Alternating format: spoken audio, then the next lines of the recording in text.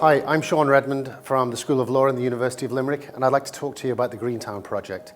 The Greentown project is a practical example of how the School of Law in the University of Limerick is trying to deal with a really problematic issue, and that issue is serious youth crime. You see, most children simply grow out of crime. By the time they get to their 20s, either due to maturation, brain development, or just taking on new responsibilities, they seem simply to grow out of it. But we also know that a small number of children are responsible for very serious crime, and those are the ones that we're interested in. I'm going to talk to you about the Greentown project, but first of all, a story that I think illustrates the point. A while ago, I was talking to a professional youth worker in our capital city, Dublin, who told me about a boy, a 16-year-old boy, who ran away from home. And he ran away from home because he'd run into debts with a local drugs gang. Now, that might not seem too surprising, but the rest of the story I think is surprising and quite shocking. He was asked by his mother to come back to take a beating from the local drugs gang because the local drugs gang had been making their family's life a misery, breaking the windows and making death threats in the street. I felt as a professional and a father that this was shocking and something needed to be done by it. Greentown is a real place with a fictitious name. In Greentown, we linked together individuals who were involved in serious crime, both adults and children. And what we tried to do in Greentown was to get under the bonnet about how these relationships work. When we think about youth crime, we often think about young people in gangs committing antisocial behaviour and minor crime. The young people that we found in Greentown were involved in very serious crime.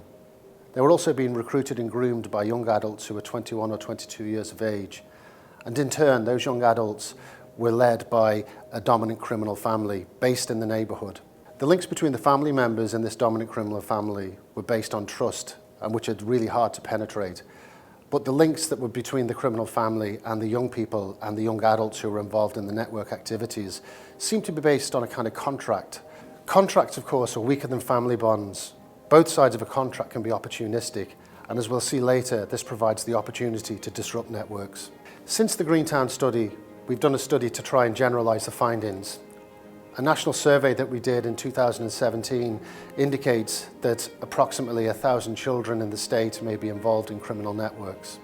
We've also conducted 2 replication studies in Redtown and Bluetown to see whether the specific relationships that we found in Greentown can be seen elsewhere.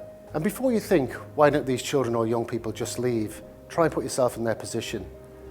They're in very closed environments and they're being actively groomed, coerced and mentored by some quite malign individuals. So how has the School of Law in the University of Limerick helped? We're working with government departments over 2018 and 2019 to bring together the best scientific expertise across the world to try and come up with a new, more effective programme for helping these young people to have better outcomes. And we now know the kind of ingredients that we need in these programmes.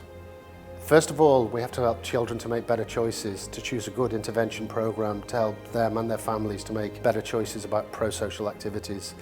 Secondly, we have to build community guardianship to help communities get back off their knees and take some of the control back from the criminal gangs. Thirdly, we have to provide real opportunities for those young people who've been dealing drugs to do something better. And fourthly, we need to use our expertise and knowledge to try and undermine those relationships, to reduce the influence of those networks so that we give children and young people a fair chance. Perhaps because we're taking such an innovative response in the university to such a troubling problem, the Greentown project is attracting lots of international interest. But more importantly, the University of Limerick will be using its expertise in a practical way on the ground to help a very vulnerable group of children.